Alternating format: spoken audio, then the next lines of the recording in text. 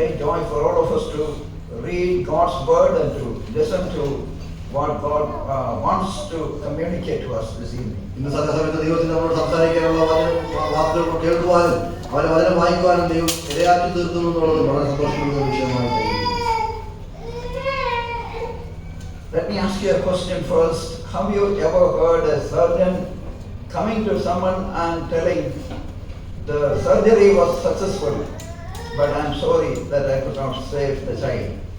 നിങ്ങളോട് ചോദിച്ചു ഞാൻ പറഞ്ഞത്, എപ്പോഴെങ്കിലും ഒരു സർജൻ നിങ്ങളുടെ ഇടയ്ക്ക് കടന്നു വന്നുകൊണ്ട് സർജറി വളരെ വിജയകരമായിരുന്നു, എന്നാൽ ആ കുഞ്ഞിനെ രക്ഷിക്കുവാൻ സാധിച്ചില്ല എന്ന് പറയുന്നതായി കേട്ടിട്ടുണ്ടോ? When we come to 2 Samuel chapter 11, we come across such a case. 2 ശമൂവേൽ 11-ാം അധ്യായത്തിലേക്ക് കടന്നു വരുമ്പോൾ അങ്ങനെ ഒരു സാഹചര്യം നമുക്ക് അവിടെ കാണുവാനായിട്ട് സാധിക്കും.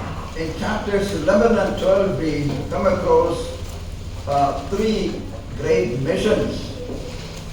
Not in the normal sense I use the mission. So 3 missions that we find in these 2 chapters. 11-12 അധ്യായങ്ങളിൽ വളരെ പ്രാധാന്യമുള്ള 3 പദ്ധതികൾ നാം കാണുവാനായിട്ട് ഇടയാകും. One is a well-planned sin. ഒന്ന് വളരെ കരുതിക്കൂട്ടി ചെയ്ത ഒരു പാപം. And secondly, a well-planned, a well-organized murder. രണ്ട് വളരെ കരുതലോടുകൂടെ പദ്ധതിയിട്ട് ചെയ്ത ഒരു കൊല. When we come to chapter 12, 12-ാം അധ്യായത്തിലേക്ക് നാം കടന്നു വരുമ്പോൾ they come across a righteous king and a judge passed a right judgment. അവിടെ നീതിമാനായ ഒരു രാജാവ്, ന്യായാധിപതി, ഒരു നീതിയായിട്ടുള്ള ഒരു ന്യായവിധി പുറപ്പെടുവിച്ചു. So we will ponder over these maybe 2 of these 3 things this evening for our meditation. ഇന്ന് സന്ധ്യാസമയത്ത് നമ്മുടെ ധ്യാനത്തിനായിട്ട് ഇതിൽ 3-ൽ 2 കാര്യങ്ങൾ നാം ചിന്തിക്കുവാനിടയാകും. Let me just draw your attention to the background of chapter 11. 11-ാം അധ്യായത്തിന്റെ പശ്ചാത്തലം നിങ്ങളോട് വിവരിക്കട്ടെ. David gained the support of all the 12 tribes of Israel. ഇസ്രായേലുള്ള 12 ഗോത്രത്തിന്റെയും സഹായം ദാവീദിന് ലഭിക്കാനിടയായി തീർന്നു. He has established his government in Jerusalem. യെരൂശലേമിൽ തന്റെ രാജ്യത്വം താൻ സ്ഥാപിച്ചു.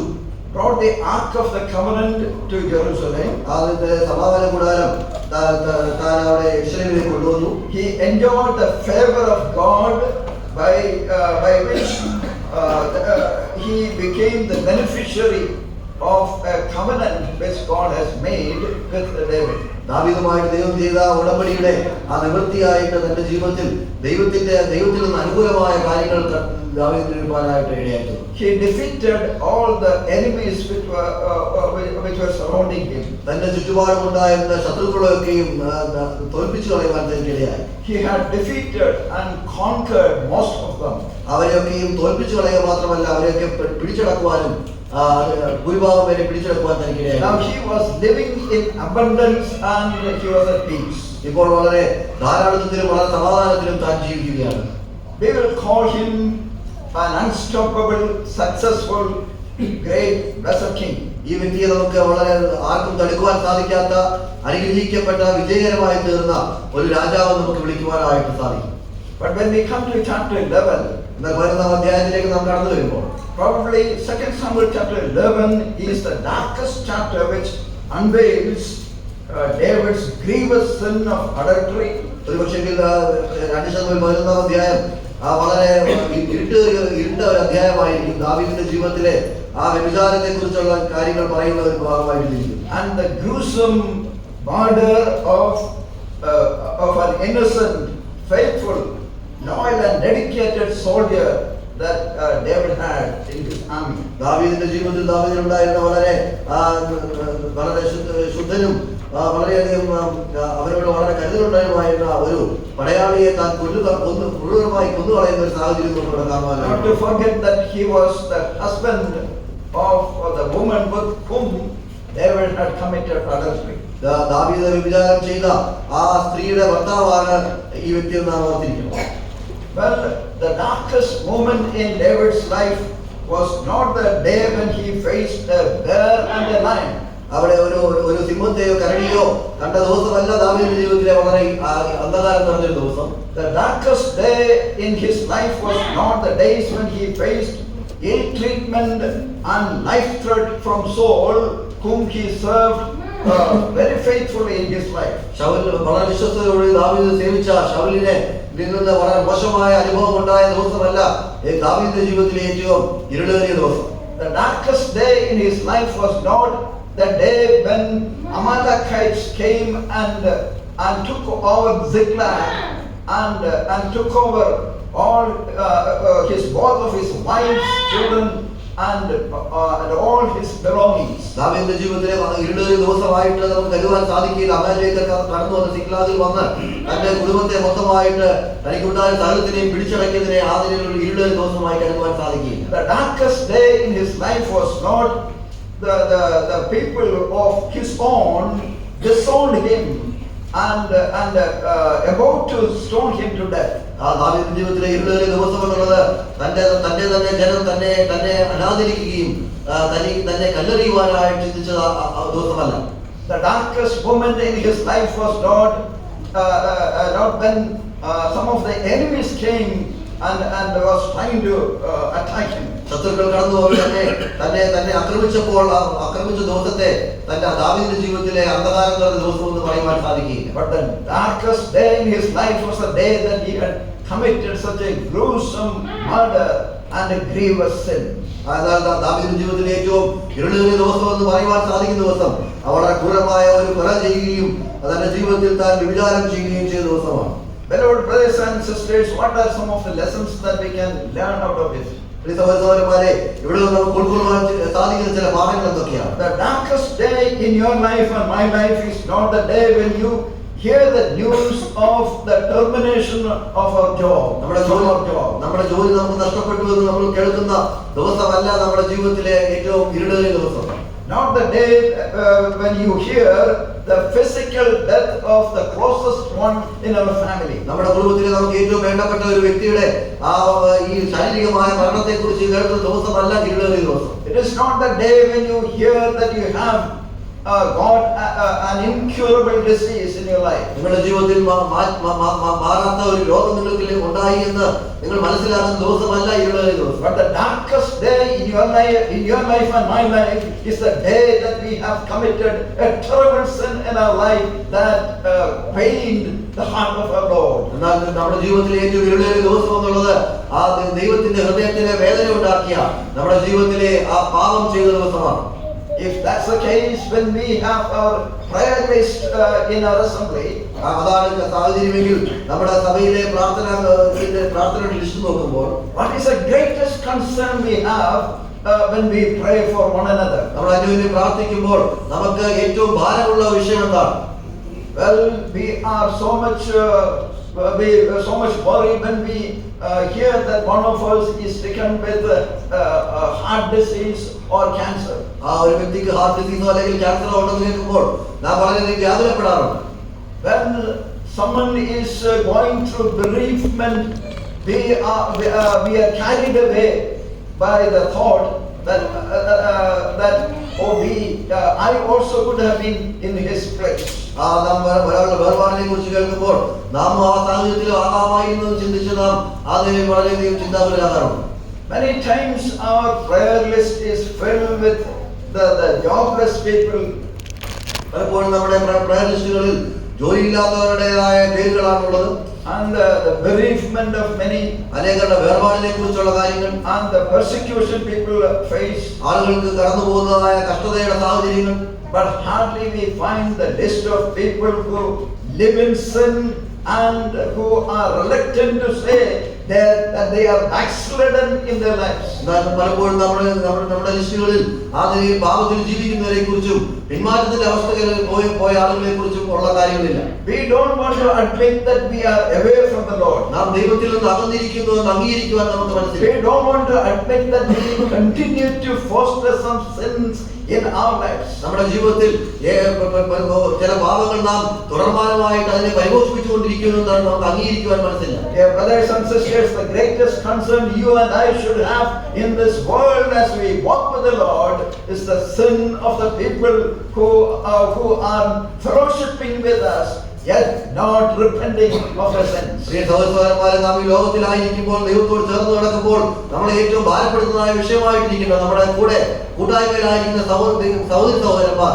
അവർ പാപത്തിലായിരിക്കുകയും അതിനെക്കുറിച്ച് പശ്ചാത്തപിക്കാത്തവരായി തീരുന്ന സാഹചര്യത്തെ കുറിച്ചാണ്. And the great lesson that we can learn from this chapter, ഈ അധ്യായത്തിൽ നമുക്ക് ഉൾക്കൊള്ളുവാൻ സാധിക്കുന്ന ഏറ്റവും വലിയ പാഠം എന്നുള്ളത് there is a good news. ഒരു സന്തോഷ വാർത്തയുണ്ട്. Our darkest day can turn out to be the brightest day in our life when we come back to the Lord. നാം ദൈവത്തിലേക്ക് കടന്നു വരുമ്പോൾ നമ്മുടെ ജീവിതത്തിലെ ഏറ്റവും അന്ധകാരം നിറഞ്ഞ ദിവസം ഏറ്റവും പ്രകാശമുള്ള ദിവസമായിട്ട് മാറുവാനായിട്ട് ഇടയായിത്തീരും. In chapter 11 verses 1 to 13, 11-ാം അധ്യായം 1 മുതൽ 13 വരെയുള്ള വാക്യങ്ങൾ. there we read about the sin of adultery. അവിടെ വ്യഭിചാരത്തെ കുറിച്ച് എന്നുള്ള പാപം നമ്മൾ അവിടെ കാണുന്നു. Many times we think or we understand that adultery is not a sin committed by all but only adults. പലപ്പോഴും നാം കരുതുന്നത് പ്രായമായ ആളുകൾ മാത്രം ചെയ്യുന്ന ഒരു പാപമാണ് വ്യഭിചാരം എന്നാണ്. But when we come to the New Testament, Matthew's Gospel, chapter 5 and verse 28, മത്തായിയുടെ സുവിശേഷം 5-ാം അധ്യായം 28-ാം വാക്യത്തിലേക്ക് നാം കടന്നു വരുമ്പോൾ there we read, everyone who looks on a woman or man to lust for her has committed adultery with her already in his heart. അവിടെ നാം വായിക്കുന്ന സ്ത്രീയെ മോഹിക്കേണ്ടതിന് അവളെ നോക്കുന്നവൻ എല്ലാം ഹൃദയം കൊണ്ട് അവളോട് വ്യഭിചാരം ചെയ്തു പോയി. The Old Testament is focusing on the acts of sin. പഴയ നിയമം എന്നുള്ളത് പാപത്തിൻ്റെതായ പ്രവൃത്തിയാണ് ശ്രദ്ധ കൊടുക്കുന്നതെങ്കിൽ, but the New Testament, the rule of our Lord Jesus Christ, emphasizes on the attitude of sin. എന്നാൽ പുതിയ നിയമം കർത്താവായ യേശുക്രിസ്തുവിന്റെ നിയമപ്രകാരം അതിനോടുള്ള മനോഭാവത്തെയാണ് പാപമായിട്ട് കരുതുന്നത്. So not only adultery, murder or any other sins listed in chapters 5 to 7 in Matthew. മത്തായിയുടെ സുവിശേഷം 5 മുതൽ 7 വരെ അധ്യായത്തിൽ പറഞ്ഞിരിക്കുന്ന കൊല, വ്യഭിചാരം അങ്ങനെയുള്ള ഏത് തന്നെ പാപങ്ങളായിക്കോട്ടെ, all are focusing on the attitude of sin. അതെല്ലാം ശ്രദ്ധ കൊടുക്കുന്നത് ആ മനോഭാവത്തിന് വേണ്ടി, മനോഭാവത്തോട് വേണ്ടിയാണ്. And if such is the standard of God, അതാണ് ദൈവത്തിന്റെ നിലവാരമെങ്കിൽ, beloved brothers and sisters, we one day will have to stand before the judgment seat of Christ and give an account to every sin that we have committed in our lives. പ്രിയ സഹോദരന്മാരെ, നാം ഒരു ദിവസം ദൈവത്തിന്റെ ന്യായാസനത്തിന് മുമ്പാകെ നിൽക്കേണ്ടവരാണ്. അവിടെ നാം ചെയ്ത എല്ലാ പാപങ്ങൾക്കും കണക്ക് കൊടുക്കേണ്ടവരായിട്ടിരിക്കും. Now coming to the adultery, നാം വ്യഭിചാരം എന്ന വിഷയത്തിലേക്ക് കടന്നു വരുമ്പോൾ, anyone who can commit sin with his heart can commit the sin of adultery. ആ നിലയിൽ ഹൃദയത്തിൽ ആ പാപം ചെയ്യുവാൻ സാധിക്കുന്ന ആർക്കും ആ നിലയിൽ വ്യഭിചാരം എന്ന കാര്യം പാപം ചെയ്യുവാനിടയായിരിക്കും. There are many things that are around us that can feed this kind of a sin in our lives. നമ്മുടെ ചുറ്റുപാടുള്ള അനേക കാര്യങ്ങൾക്ക് ഇങ്ങനെയുള്ള ഒരു പാപം നമ്മുടെ ജീവിതത്തിൽ നമുക്ക് പകർന്നു വരുവാനായിട്ട് ഇടയായിത്തീരുന്നതാണ്. Because of our surroundings, probably we say that we are safe and we don't do the act of sin. നമ്മൾ ചിലപ്പോൾ ഒരു പക്ഷേ പറയാം, നമ്മുടെ ചുറ്റുപാടുകൾ കാരണം ഈ നിലയിലുള്ള ഒരു പാപത്തിൻ്റെതായ പ്രവൃത്തി നാം ചെയ്യുന്നില്ല എന്ന്. But you know, many of our young believers are living in the same sin because they foster the attitude of adultery in their life. എന്നാൽ അനേക ചെറുപ്പക്കാരായ ദൈവമക്കൾ ആ നിലയിൽ അവരിതിനെ പരിപോഷിപ്പെടുത്തിക്കൊണ്ട് അവരുടെ ജീവിതത്തിൽ ഈ വ്യഭിചാരത്തിന്റെ മനോഭാവമുള്ളവരായിട്ട് ആയിരിക്കുകയാണ്. The book of Jeremiah chapter 17 and verse 9 we read. യെരമ്യാവിന്റെ പുസ്തകം 17-ാം അധ്യായം 9-ാം വാക്യത്തിൽ വായിക്കുന്നു. King James version, it says that the heart is deceitful above all things and desperately wicked. Who can know it? ഹൃദയം എല്ലാറ്റിനേക്കാളും കപടവും വിഷവും ഉള്ളത്, അത് ആരാഞ്ഞറിയുന്നവനാ. Well, heart is desperately wicked. ആ ഹൃദയം എന്ന് പറഞ്ഞാൽ വളരെയധികം കപടം നിറഞ്ഞതാണ്. And remember that every child of God also has a heart which is sinful. നാം ഓർക്കുക, എല്ലാ വിശ്വാസികൾക്കും ആ നിലയിൽ വളരെയധികം പാപം നിറഞ്ഞ ഒരു ഹൃദയമുണ്ട്. It is true that we have been redeemed with the blood of Christ. കർത്താവായ യേശുക്രിസ്തുവിന്റെ രക്തത്താൽ വീണ്ടെടുക്കപ്പെട്ടവരാണ് എന്നുള്ള സത്യമാണ്. We have got a new nature in us. നമുക്കൊരു പുതിയ പ്രകൃതം ലഭിച്ചു എന്നുള്ളത്. We have got the power of the Holy Spirit. പരിശുദ്ധാത്മാവിന്റെ ശക്തി നമുക്ക് ലഭിച്ചു. We have the believers to stand around us, നമ്മുടെ ചുറ്റുപാടും നമുക്ക് നിൽക്കുവാനായിട്ട് വിശ്വാസികളുണ്ട്. and we can have a victorious living. നമുക്ക് വളരെ വിജയകരമായ ഒരു ജീവിതം നയിക്കാം. But at the same time, we should remember that we have an old nature in us. എന്നാൽ അതേസമയം നാം ഓർത്തിരിക്കേണ്ട ഒരു കാര്യം, നമുക്ക് പഴയ പ്രകൃതം നമ്മളിലുണ്ട്. The things that are available in this world, ഈ ലോകത്തിൽ നമുക്ക് ലഭ്യമാകുന്ന കാര്യങ്ങൾ, whether the electronic media or anything, we should remember that they all will foster our old nature and nurture it. Electronic media ആയിക്കോട്ടെ, അത് എന്ത് തന്നെ ആയിക്കോട്ടെ, അതൊക്കെയും നമ്മുടെ പഴയ പ്രകൃതത്തിനെ അതിനെ പരിപോഷിപ്പിക്കുന്ന കാര്യങ്ങളായിട്ടായിരിക്കും. And all these will bring the sin into our heart. ഇതൊക്കെയും നമ്മുടെ ജീവിതത്തിലേക്ക് പാപത്തെ കൊണ്ടുവരുന്നതാണ്. The heart is desperately wicked. ആ ഹൃദയം എല്ലാറ്റിലും കപടമേറിയത്. Now, when we come to 2 Samuel chapter 11, 2 ശമൂവേൽ 11-ാം അധ്യായത്തിലേക്ക് നാം കടന്നു വരുമ്പോൾ in verse 1 we read how David was planning his act of sin. ഒന്നാം വാക്യത്തിൽ അവിടെ താൻ ആ പാപം ചെയ്യുവാനായിട്ടുള്ള പദ്ധതി എങ്ങനെയാണ് എഴുതുന്നതെന്ന് നമുക്ക് അവിടെ കാണുവാനായിട്ട് സാധിക്കും. Verse 1, ഒന്നാം വാക്യം, then it happened in the spring at the time when kings go out to battle, that David sent Joab and his servants with him and all Israel, and they destroyed the sons of Ammon and besieged Rabbah, but David stayed at Jerusalem. പിന്നെ രാജാക്കന്മാർ യുദ്ധത്തിന് പുറപ്പെടും കാലം ദാവീദ് യോവാബിനെയും അവനോടുകൂടെ തന്റെ സേവകരെയും എല്ലാ ഇസ്രായേലിനെയും അയച്ചു. അവൻ അമ്മോന്റെ ദേശം ശൂന്യമാക്കി റബ്ബാ പട്ടണം നിരോധിച്ചു. ദാവീദ് യെരൂശലേമിൽ തന്നെ താമസിച്ചിരുന്നു. Israel was in the battlefield. Israel ഒരു യുദ്ധമുഖത്താണ്. But David the king stayed back in palace. എന്നാൽ ദാവീദ് ആ കൊട്ടാരത്തിൽ നിൽക്കുകയാണ്. Was he waiting for an opportunity to commit sin? ഏതെങ്കിലും നിലയിൽ പാപം ചെയ്യുവാനായിട്ടുള്ള അവസരം നോക്കിയിരിക്കുകയാണോ? Or was he creating an opportunity to commit a sin? അതോ പാപം ചെയ്യുവാനായിട്ടുള്ള സാഹചര്യം താൻ ഉണ്ടാക്കുകയാണോ? In either case, it is true that he was planning his act of sin. രണ്ട് തന്നെ ആണെങ്കിലും താൻ ആ പാപം എന്നുള്ള പ്രവൃത്തി ചെയ്യുവാനായിട്ട് താൻ പദ്ധതി ഇടുകയാണ്. He well planned his act of adultery. തന്റെ ആ വ്യഭിചാരത്തിൻ്റെതായ പ്രവൃത്തി താൻ ആ നിലയിൽ പദ്ധതി ഇടുകയാണ്. Beloved brothers and sisters, most of the sins the believers commit today also are planned. പ്രിയ സഹോദരന്മാരെ, വിശ്വാസികളായിട്ടുള്ളവർ ചെയ്യുന്നതായിട്ടുള്ള അനേക പാപങ്ങൾ അത് പദ്ധതിയിട്ട് ചെയ്യുന്ന പാപങ്ങളാണ്. We must learn few lessons from here. ഇവിടെ ചില പാഠങ്ങൾ നാം പഠിക്കണം. Number 1, ഒന്നാമതായിട്ട് every believer has a sinful nature in him. എല്ലാ വിശ്വാസികൾക്കും പാപമുള്ള ഒരു പ്രകൃതം അവനിലുണ്ട്. As long as we are in this world, we cannot reach a sinless state. നാം ഈ ലോകത്തിലായിരിക്കുന്നിടത്തോളം കാലം പാപമില്ലാത്തൊരവസ്ഥയിലേക്ക് നമുക്ക് എത്തിച്ചേരുവാൻ സാധിക്കില്ല. Unless we come closer and closer to the Lord, നാം കർത്താവിനോട് അധികമായി അടുത്ത് വരാത്തിടത്തോളം കാലം, unless we yield ourselves fully to the Holy Spirit, പരിശുദ്ധാത്മാവിൽ നമ്മളെ തന്നെ പൂർണ്ണമായി നാം സമർപ്പിക്കാത്ത പക്ഷം, unless we are filled or controlled by the Holy Spirit, പരിശുദ്ധാത്മാവിനാൽ നിറയപ്പെട്ടവരായി നിയന്ത്രിക്കപ്പെട്ടവരായി നാം ഇരിക്കാത്ത പക്ഷം, we cannot have an overcome life. നമുക്ക് അതിജീവിക്കുന്ന വിജയിച്ച ഒരു ജീവിതം നയിക്കുവാൻ സാധിക്കില്ല.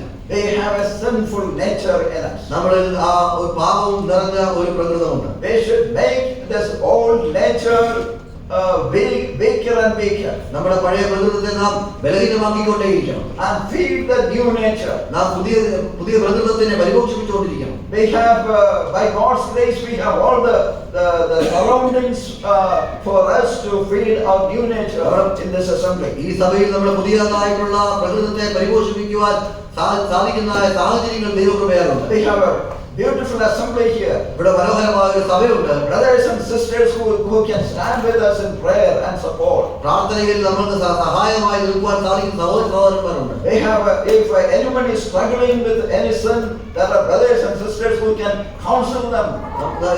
ആരെങ്കിലും പാപത്തിൽ പ്രയാസപ്പെടുന്നുണ്ടെങ്കിൽ അതിന് ഉപദേശങ്ങൾ നൽകുവാൻ സാധിക്കുന്ന സഹോദരങ്ങളുണ്ട്.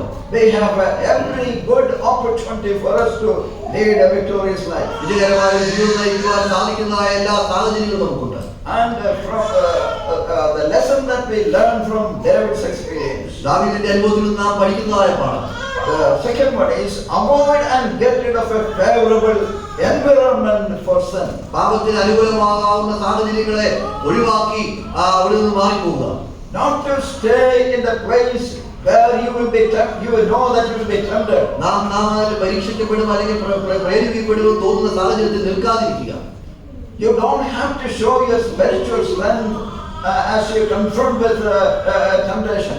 ഒരു ആഗ്രഹത്തിനെ നാം അഭിസംബോധന ചെയ്യുമ്പോൾ നാം അതിൽ നമ്മൾ ആത്മീക കാഴ്ചപ്പാട് വെച്ച് അതിനെ നേരിടുവാൻ ശ്രമിക്കരുത്. And the third lesson, മൂന്നാമത്തെ പാഠം, know your priorities. നമ്മുടെ മുൻഗണനകൾ മനസ്സിലാക്കുക. David, you should know what your priorities are. ദാവീദ്, നിന്റെ മുൻഗണന എന്താണെന്ന് നീ അറിയണം. You should have been in the battlefield. നീ ഇപ്പോൾ യുദ്ധമുഖത്താണ് വേണ്ടത്. You should have been leading the battle. നീ ഇപ്പോൾ ആ യുദ്ധത്തെ നയിക്കേണ്ടവനാണ്. But now you are staying back in the palace. എന്നാൽ ഇപ്പോൾ നീ കൊട്ടാരത്തിൽ നിൽക്കുകയാണ്. You have your priority. നിനക്ക് നിന്റേതായ മുൻഗണന ഉണ്ടായിരിക്കും. Why today many of our children, school-going children, and our college-going children are addicted to pornography? എന്തുകൊണ്ടാണ് സ്കൂളിൽ പോവുകയും കോളേജിൽ പോകുന്ന അനേക കുഞ്ഞുങ്ങൾ ഇത് പോർണോഗ്രഫിക്ക് അടിമകളായി തീർന്നിരിക്കുന്നത്? They have sufficient freedom at home and also in the schools or colleges. അവർ പഠിക്കുന്ന കോളേജുകളിലും സ്കൂളുകളിലും ഭവനത്തിലും ധാരാളമായ സ്വാതന്ത്ര്യം അവർക്കുണ്ട്. They have sufficient friends around them. അവരുടെ ചുറ്റുപാടും അനേകമായിട്ടുള്ള കൂട്ടുകെട്ടുകൾ അവർക്കുണ്ട്. Many in Kerala and India as a whole are turning out to be drug addicts. ഇന്ത്യയിലും drug addicts. കേരളത്തിലും ഇന്ത്യ മൊത്തമായിട്ടും അനേകർ ഇന്ന് ഡ്രഗ്സിന്റെ അടിമകളായി തീർന്നിരിക്കുകയാണ്. Our brothers and sisters, we should think about our children. പ്രിയ സഹോദരന്മാരെ, നമ്മുടെ കുഞ്ഞുങ്ങളെ കുറിച്ച് ചിന്തയുള്ളവരായി. They should tell them and teach them to know their priority. അവരുടെ മുൻഗണനകൾ അറിഞ്ഞിരിക്കുവാൻ അവരോട് പറഞ്ഞു കൊടുക്കുകയും അവരെ പഠിപ്പിക്കുകയും ചെയ്യണം. Never escape from your responsibility. നമ്മുടെ ഉത്തരവാദിത്തങ്ങളിൽ നിന്ന് ഒഴിഞ്ഞു പോകാനിടയാകരുത്. But at the same time, another great lesson that we learn here. അതേസമയത്ത് തന്നെ മറ്റൊരു വലിയ പാഠം നമ്മൾ പഠിക്കുന്നത്, true repentance can restore a person. ഒരു ശരിയായിട്ടുള്ള മനസ്താപം ഒരു വ്യക്തിയെ അവന്റെ ജീവിതത്തിൽ മാറ്റം വരുത്തുവാനായിട്ട്. So based on verse 1, we have learned how David was planning for sin. ഒന്നാം വാക്യത്തിൽ നാം എങ്ങനെയാണ് ദാവീദ് ഈ പാപം ചെയ്യുവാൻ പദ്ധതി ഇടുന്നത് നാം കാണുന്നു. Then verses 2 to 4 we read about how he executed the plan. 2 മുതൽ 4 വരെയുള്ള വാക്യങ്ങൾ അത് താൻ എങ്ങനെ നടത്തി എന്നുള്ളതിനെ കുറിച്ച് നാം കാണുന്നു. There were 3 steps of David's sin here. ദാവീദിന്റെ പാപത്തിന്റെ 3 ഘട്ടങ്ങൾ ഇവിടെയുണ്ട്. In verse 2, രണ്ടാം വാക്യം, he saw. അവൻ കണ്ടു. There we look at the actions that they doing words in verse 2. രണ്ടാം വാക്യത്തിൽ പറഞ്ഞിരിക്കുന്ന ആ പ്രവൃത്തിയെ കാണിക്കുന്നതായിട്ടുള്ള വാക്കുകൾ നോക്കുക. David arose from his bed. ദാവീദ് തന്റെ ബെത്തയിൽ നിന്ന് എഴുന്നേറ്റു. Then we read he walked around. മൂന്നാമത് താൻ ഉലാവിക്കൊണ്ടിരുന്നു. And then he saw. അതിനുശേഷം താൻ കണ്ടു. Yeah. So the eyesight is a beautiful blessing God has given to us. കാഴ്ച ശക്തി എന്നുള്ളത് വളരെ മനോഹരമായ അനുഗ്രഹം ദൈവം നമുക്ക് നൽകിയിരിക്കുന്നതാണ്. So the first step of David's sin was this, that he saw. ഒന്നാമത് ദാവീദിന്റെ പാപത്തിന്റെ ഒന്നാമത്തെ ഘട്ടം എന്നുള്ളത് താൻ കണ്ടു എന്നുള്ളതാണ്. There are many things a child of God should not see. അനേക കാര്യങ്ങൾ ഒരു ദൈവത്തിന്റെ മകൻ എന്ന നിലയിൽ കാണാൻ പാടില്ലാത്തതുണ്ട്. There are many blind brothers and sisters in this world who have never had committed such a sin in their lives. അവരുടെ ജീവിതത്തിൽ ആദ്യമേ പാപങ്ങളെ ചെയ്യാത്ത അന്ധരായിട്ടുള്ള അനേക സഹോദരന്മാർ ഈ ലോകത്തിലുണ്ട്. Thank God, God has given us the good eyesight not to commit sin. നമുക്ക് ദൈവം നല്ല കാഴ്ച ശക്തി തന്നിരിക്കുന്നത് പാപം ചെയ്യുവാനല്ല. If God has given us the good eyesight, ദൈവം നമുക്ക് നല്ല കാഴ്ച ശക്തി നൽകിയിട്ടുണ്ടെങ്കിൽ it should be used for the glory of God. അത് ദൈവത്തിന്റെ നാമത്തിന്റെ മഹത്വത്തിന് വേണ്ടി ഉപയോഗിക്കാം. Learn the scriptures. ദൈവത്തെ പഠിക്കുവാൻ ഉപയോഗിക്കാം. Read good books. നല്ല പുസ്തകങ്ങൾ വായിക്കുവാൻ ഉപയോഗിക്കണം. And to have good fellowship with God's people. ദൈവജനവുമായിട്ട് നല്ലൊരു കൂട്ടായ്മയ്ക്ക് വേണ്ടി അത് ഉപയോഗിക്കണം. In Genesis chapter 3 verse 6. ഉൽപ്പത്തി പുസ്തകം 3:6 വാക്യം. There we read about the Adamic sin. ആദാമിന്റെ പാപത്തെക്കുറിച്ച് നാം വായിക്കുന്നു. The woman saw that the fruit was good. ആ ഫലം നല്ലതെന്ന് ആ സ്ത്രീ കണ്ടു. So again the sin begins with an eyesight. അവിടെയും ആ പാപം തുടങ്ങുന്നത് കാണുന്നതിലൂടെയാണ്. The first step of David's sin was seeing. ഒന്നാമത് ദാവീദിന്റെ പാപം എന്നുള്ളത് കണ്ടു എന്നുള്ളതാണ്. Then secondly in verse 3, രണ്ടാമത് മൂന്നാം വാക്യത്തിൽ he inquired. താൻ അന്വേഷിച്ചു. Yeah, in verse 3 we read that. ആ മൂന്നാം വാക്യത്തിൽ നമ്മൾ വായിക്കുന്നു. Yeah, when he inquired, David sent and inquired about the woman. And one said, is this not Bathsheba, the daughter of Eliam, the wife of Uriah the Hittite? ദാവീദായ സ്ത്രീയെ പറ്റി അന്വേഷിപ്പിച്ചു. അവൾ ഏലിയാവിന്റെ മകളും നിത്യനായ ഊരിയാവിന്റെ ഭാര്യയുമായ ബത്ശേബ എന്ന് അറിഞ്ഞു. David knew who she was. ദാവീദിന് അറിയാമായിരുന്നത് ആരാണെന്നുള്ളത്. He knew that she was the wife of Uriah, someone else. ഊരിയാവെന്ന മറ്റൊരു വ്യക്തിയുടെ ഭാര്യയാണ് താനെന്ന് ബത്ശേബ എന്ന് ദാവീദിന് അറിയാമായിരുന്നു. Though Uriah was a Hittite, ഊരിയാവ് ഒരു ഹിത്യനാണെങ്കിലും he was the follower of the living God. ജീവനുള്ള ദൈവത്തെ പിന്തുടരുന്ന ഒരു വ്യക്തിയായിരുന്നു. His name means Yahweh is my light. തന്റെ വാക്കിന്റെ അർത്ഥം, പേരിന്റെ അർത്ഥം എന്നുള്ളത് യഹോവ തന്റെ പ്രകാശം എന്നാണ്. David inquired about the woman. ദാവീദ് ആ സ്ത്രീയെ കുറിച്ച് അന്വേഷിച്ചു. And he could identify the woman. ആ വ്യക്തി ആരാണെന്ന് മനസ്സിലാക്കാനിടയായി. And the third step, മൂന്നാമത്തെ പടി, verse 4, നാലാം he yielded to temptation. അവിടെ തനിക്കുണ്ടായ പ്രേരണയ്ക്ക് താൻ വിധേയപ്പെട്ടു. Let me put in a nutshell. David was misusing the God-given authority that he had. ഞാൻ ഇങ്ങനെ ഒന്നിച്ച് ആകത്തുകയായി പറയട്ടെ. ദൈവം ദാവീദിന് നൽകിയായിട്ടുള്ള അധികാരത്തെ അതിനെ തെറ്റാം വിധം താൻ ഉപയോഗിക്കുക. He was the king. താൻ ഒരു രാജാവാണ്. God anointed him to be a king. ദൈവം അവനെ അഭിഷിക്തനായിട്ട് അഭിഷേകം ചെയ്ത് രാജാവാക്കി. Nobody could question him. അവനെ ആർക്കും ചോദ്യം ചെയ്യുവാൻ സാധിക്കില്ല. And everybody had to obey him. എല്ലാവരും തന്നെ അനുസരിക്കേണ്ടതുണ്ട്. Now David was misusing the God-given authority that he had. ദൈവം നൽകിയ ആ ഒരു അധികാരം ഇവിടെ മോശമായ രീതിയിൽ ദാവീദ് ഉപയോഗിക്കുകയാണ്. Can you please turn with me to James chapter 1 verses 14 and 15? യാക്കോബിന്റെ ലേഖനം 1-ാം അധ്യായം 14-15 വാക്യങ്ങൾ നിങ്ങൾ ശ്രദ്ധയെ ക്ഷണിക്കുന്നു.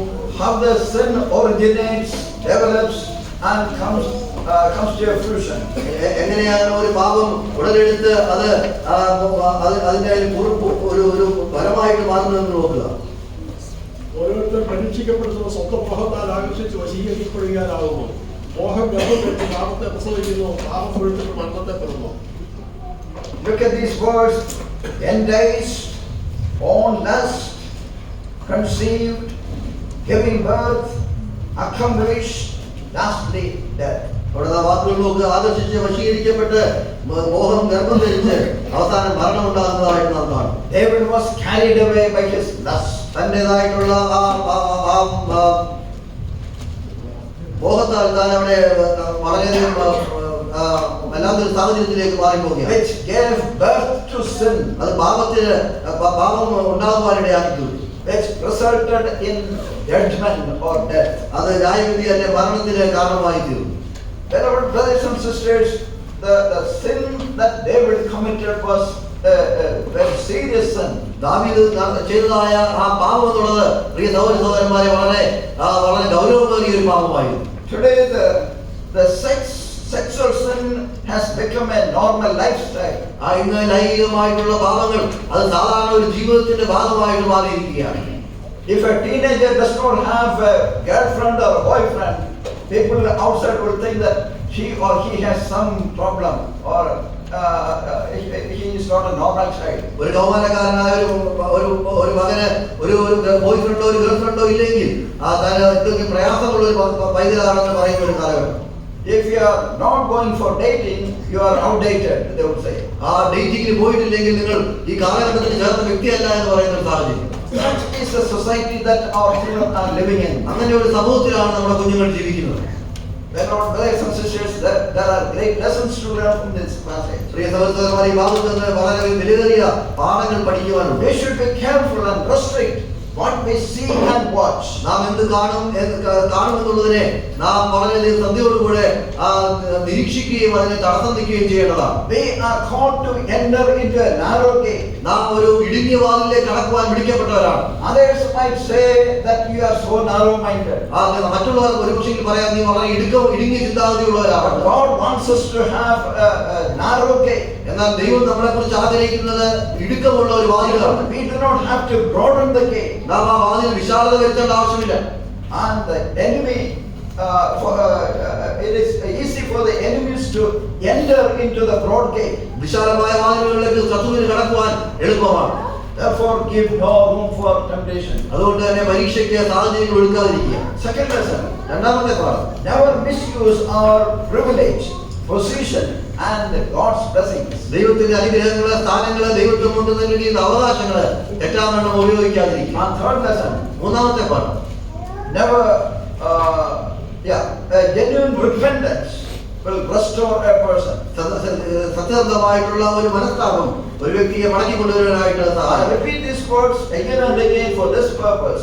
ഈ വാക്കുകൾ ഞാൻ വീണ്ടും വീണ്ടും ആവർത്തിച്ച് പറയുന്ന ഈ ഉദ്ദേശത്തോടു കൂടിയാണ്. For a child of God, he is not lost forever. ഒരു ദൈവത്തിന്റെ പൈതൽ പൂർണ്ണമായിട്ട് എന്നേക്കുമായിട്ട് നഷ്ടപ്പെട്ടു He has പോകുന്നു. every chance to come back to the Lord. എപ്പോ വേണമെങ്കിലും ദൈവത്തിലേക്ക് മടങ്ങി വരുവാനുള്ള അവസരം തനിക്കുണ്ടായി. Now, coming to verse 5, അഞ്ചാം വാക്യത്തിലേക്ക് നാം കടന്നു വരുമ്പോൾ in verse 4, David had already committed the adultery. ആ നാലാം വാക്യത്തിൽ അവിടെ വ്യഭിചാരം താങ്കൾ ചെയ്തതായതായിട്ട് നാം In കാണുന്നു. verse 5, we read about the breaking news. അവിടെ അഞ്ചാം വാക്യത്തിൽ ഒരു പ്രത്യേക സുപ്രധാനമായ വാർത്ത വരുന്നതായിട്ട് നാം കാണുന്നു. What did Bathsheba came and reported to her to the king? എന്താണ് രാജാവിന്റെ അടുക്കൽ ബത്ശേബ കടന്നു വന്ന് അറിയിച്ചത്? I am pregnant. ഞാൻ ഗർഭം ധരിച്ചിരിക്കുന്നു. Was it a good news? അത് സന്തോഷമുള്ള ഒരു വാർത്തയല്ലയോ? Well, for a husband, it's a good news to hear that his wife is carrying or she is pregnant. ഒരു ഭർത്താവിനെ സംബന്ധിച്ചോളം തന്നെ ഭാര്യ ഗർഭിണിയാണെന്ന് കേൾക്കുന്ന സന്തോഷം നൽകുന്ന ഒരു വിഷയമാണ്. How about for a boyfriend or a girlfriend? എന്നാൽ ഒരു ബോയ് ഫ്രണ്ടിനും ഒരു ഗേൾ ഫ്രണ്ടിനും എങ്ങനെയാണ്? It will be a real bad news. അത് വളരെ ദോഷകരമായിട്ട് ദുഃഖമുണ്ടാക്കുന്ന ഒരു വാർത്തയായി. The most devastating news that he or she would know. ആ വ്യക്തിക്ക് കേൾക്കാൻ സാധിക്കുന്ന വളരെ ദുർഘടമേറിയ ഒരു വാർത്ത.